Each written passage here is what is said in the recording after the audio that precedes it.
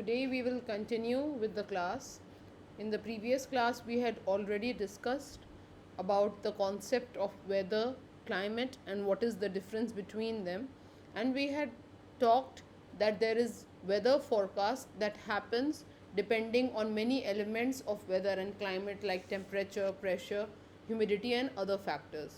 So, in today's class, we are going to focus on two such elements of weather, which are temperature and pressure. Now, in the previous chapter also we had discussed as to what is air temperature, and we had established the definition that the temperature of an atmosphere can be defined as the degree of hotness or coldness of air. That means whatever air we have surrounding us, that is either hot or cold, and the degree of measure of that hotness or coldness is only termed as temperature. Now, this temperature can be measured by thermometer, and there is one specific thermometer which is used to measure the maximum and minimum temperature of a day. This is called 6's maximum and minimum thermometer, and the picture is shown here. We will be dealing with this thermometer in more details in the next slide. Now, like I said, this thermometer shows the maximum and minimum temperature recorded in a particular day. So, this difference between the maximum and minimum temperature of the day is called diurnal temperature. Diurnal itself means of something related to a day or something related during a day. So, in that entire span of a day, the maximum temperature which is recorded and the minimum temperature which is recorded, the difference between them is called diurnal range of temperature. When we maintain this diurnal range of temperature for 1 year, that means the difference between the maximum and minimum temperature for 1 year is called annual range of temperature. So these are two definitions. Basically, if I ask you what is diurnal range, so diurnal means daily. So that means the difference between maximum and minimum temperature of the day will be diurnal temperature, and if it is yearly, then it will be annual. So you will say that the difference between the maximum and the minimum temperature recorded in an year is called annual range of temperature. So we just said that this 6's maximum and minimum temperature is required to develop and to record the maximum and minimum temperature of a day. How? Now that you are going to understand in the next video. Students, in this video we are going to talk about 6's maximum and minimum thermometer. Now please listen to it carefully for understanding what it means. Basically, it is difficult to make a note of the maximum and minimum temperature of a day, as it is a tedious job to carry a thermometer throughout the day and keep a recording.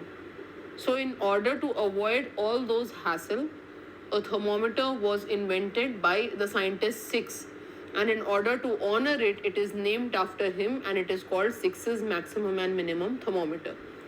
So let's understand the way in this the thermometer works. Now, as you can see in the picture, it contains a U-shaped glass tube. The orange markings are mercury, and the light yellowish marking is alcohol. So I will just show you to make it even more clearer for you. These orange markings that you are seeing, this orange color, that is mercury, and these yellow filling, that is alcohol. In this blank space here, we have alcohol vapor. So these are the constituents that are making the thermometer. Now the thermometer is graduated. Graduated means that it has the labels marked, the units are marked. As you can see, it is marked from -25 to -40 on one side, and on just the opposite way on the other side. This is because one side is meant to show the maximum temperature and the other side is meant to show the minimum temperature. Now this thermometer works on the principle that both an alcohol as well as mercury, they are liquids which have the property that they can expand and contract depending on the rise and fall of temperature. So what happens basically, at the daytime when the maximum temperature is there, alcohol is filled in this section, and this alcohol expands as a result of heat, and it moves towards this place which is almost empty with alcohol vapor. So as the alcohol expands, the level of mercury in this jar, it increases and it reaches the maximum height. And that is how we can note the maximum temperature throughout the day. Similarly, since when it is cold, to note the minimum temperature, since this side the entire thing is completely filled, alcohol contracts, it becomes smaller, and that then the degrees rises in this side, and as you can see the levels are also marked to show the lower temperature. So when the temperature is minimum, the alcohol contracts in this jar and the bar rises this side, noting the minimum temperature of that day. So this is the principle which is maintained, and this movement happens because there are springs which are fitted in this area which enables the movement due to the contraction or expansion of alcohol. So I am just explaining myself briefly again. This is 6's maximum and minimum temperature that is used to note the maximum and minimum temperature of the day. Here there are 2-3 components which are important. Most importantly, it is made up of mercury and alcohol, and a little bit of alcohol vapor is also present. So what happens at the daytime when the temperature is high, this alcohol, this expands and the mercury in this tube rises. When we make a note of it, that is the maximum temperature. During the time when it is the least temperature, in the other jar the alcohol reduces, and when the bar goes there to show that reduction, to the mercury moves to take the place, then the level that we mark is the minimum temperature for that day.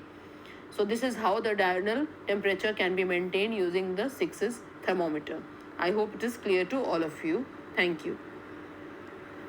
So this was about 6's maximum and minimum thermometer. I think it should be very clear to all of you by now.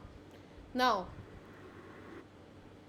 temperature is measured either in degrees Celsius or in degree Fahrenheit, and you have already studied about it. I think you have been studying about the conversion from one to another since class 5-6, and you already know that water has a melting point of 0 degrees Celsius, which is equal to 33 degrees Fahrenheit, and similarly it has the boiling point of 100 degrees Celsius, which is equal to 212 degrees Fahrenheit. So how do we convert degree Fahrenheit to degree Celsius?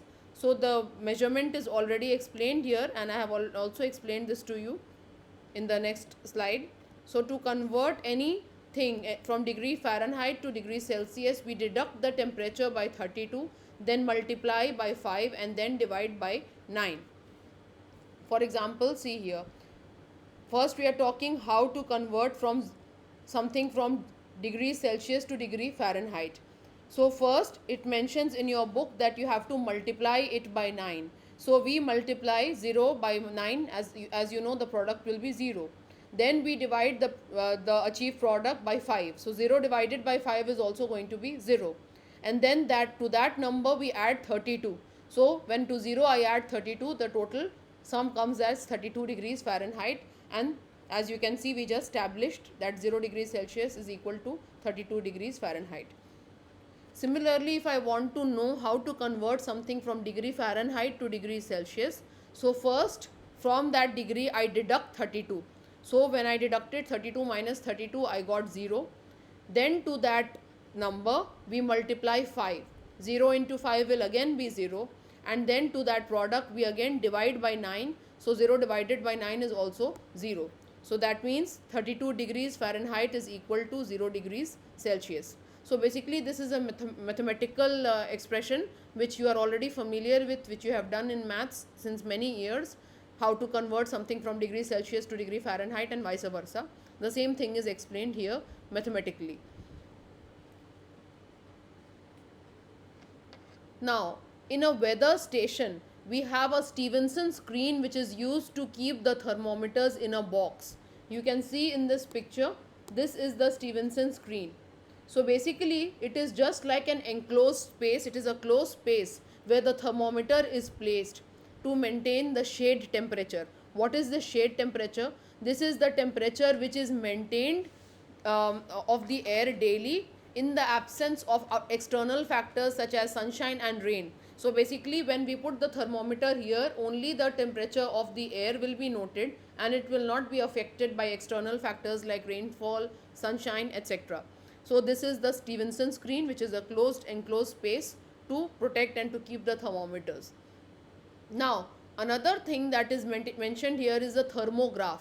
What is a thermograph? So, it is an automatic thermometer, is called thermograph, and it is used to record the temperature continuously. As you can see in the picture, it is an automatic thermometer, and it is joined to some paper, and some sort of lever is there which is marking the graph. So basically a thermograph maintains a graph like structure. It is a virtual representation, a visual representation of the temperature which is recorded daily and automatically.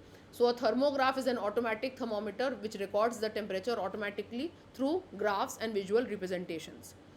So this is how we complete temperature. If I ask you what is air temperature, you will say the degree of hotness or coldness of the air in the surrounding, that is called temperature.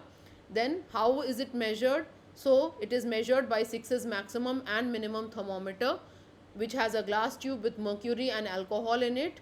When in the daytime it goes, the alcohol expands where we note the maximum temperature, and when it is cold, the alcohol contracts, giving us the minimum temperature. The 2 degrees by which we measure are degree Celsius and degree Fahrenheit. How do we convert? The conversion we already did, multiplication by 9, then division by 5, and then adding 32 for degree Celsius to degree Fahrenheit, and just the opposite process is followed for the other thing. Then we studied about the Stevenson screen, which is like an enclosed box-like structure in which we keep the thermometer so that it is protected from external influences like rain and sunshine. And we studied about thermograph, which is an automatic thermometer which records the temperature daily through graphs and visual representations. So that is about temperature. Now moving on to the last topic for today, that is atmospheric pressure. Now in the last chapter also you have studied about atmospheric pressure, and you know that air exerts certain pressure because it has weight. So the pressure which is exerted, the force which is exerted by air because of its weight, that force is called atmospheric pressure. So we say that atmospheric pressure can be defined as the force that is exerted by a column of air. That means in a particular area, the amount of air, the pressure that it exerts on the earth's surface, that force is called atmospheric pressure. And it changes from place to place, it changes from time to time, and it also changes with temperature and height above the sea level with the altitude. That means in the last chapter we have already studied that temperature wise, warm air is light, so it exerts lower pressure, and cold air is heavy, so it exerts more pressure, it has more weight, so it exerts higher pressure. You had also studied that movement of air happens from an area of high pressure to low pressure, and that is what leads to wind. Because in one place, if there is low pressure, an area from high pressure moves the air, and that movement of air is only called wind. And third thing you had also studied in the last chapter is how the pressure varies with height above the sea level. So as the height increases, the pressure decreases. This is because as we go up, the molecules, they move further apart because gravity acts less. And since the molecules, they move further apart, they exert lesser pressure, they have less weight, and they exert lesser pressure. So that is why as we go up, the pressure decreases. Now, how do we measure this atmospheric pressure? So we measure the atmospheric pressure by a device which is called barometer, and you can see the picture of a barometer here. There are 2 types of barometer. One is called mercury barometer and the other is called aneroid barometer. Mercury is a liquid, so one is an example of a liquid barometer. And the more commonly used one is aneroid barometer. The word aneroid itself means without a liquid. So this aneroid barometer does not contain any liquid in it. It basically contains a cell, an aneroid cell, which is connected through levers to this indicator at the top. The cell which is at the bottom, it is very sensitive to atmospheric pressure and it moves rapidly as the pressure changes. That cell is connected to many levers, so that lever also moves and it moves the pointer on this indicator, thereby recording the atmospheric pressure. So it's a simple mechanism. It is like a vacuum metal box which expands and contracts to note the temperature, the pressure low or high accordingly. So it's just a cell connected with levers, and then there is an indicator and pointer at the top. When the atmospheric pressure is sensitive, the lever moves and the indicator, it points what is the atmospheric pressure for that particular time. Now the measure, how, like the temperature we used to measure in degrees Celsius and degree Fahrenheit, the atmospheric pressure is measured by a unit called millibar, which is written as small mnb. And at the sea level, the pressure which we have measured is 1013 millibar, which is considered to be the normal pressure. Any pressure which is above 1013 millibar is termed as high pressure, and any pressure which is low than 1013 millibar is termed as low pressure. And like thermograph is a visual representation of temperature, barograph is a visual representation of atmospheric pressure. That means the graph which is maintained of the changing atmospheric pressure, that is called a barograph. So this is all about atmospheric pressure that you need to know. What is atmospheric pressure? So atmospheric pressure can be defined as the force exerted by a column of air due to its weight at a particular place on the Earth's surface. Where is it measured from? It is measured from the sea level. How does it change? It changes from place to place, time to time, and from height above the sea level and temperature. What are the instruments used to measure? So it's a barometer, which can be of two type, mercury or aneroid. Which one is more frequently used? Aneroid. How does it work? It works without a liquid. It has a partially vacuum metal box which expands and contracts to note the low and high pressure respectively. What is the unit of measurement? It is millibar. What is normal pressure? 1013 millibar. Anything higher is higher pressure, anything lower is lower pressure. And what is barograph? So it is a visual representation through a graph of the atmospheric pressure which is recorded continuously. So in today's class we have covered very important topics in the form of temperature. We defined temperature, we discussed how do we measure temperature, we discussed the 2 degrees, how to convert from one to another. We discussed about the Stevenson screen and thermograph, which is the visual representation of the temperature recordings. We studied what is atmospheric pressure, what is its unit, how is it measured, and what is barograph. So it's a very important topic that we have covered today, and I request you to go through it very carefully and read from the book and answer the questions that we are giving you. Thank you.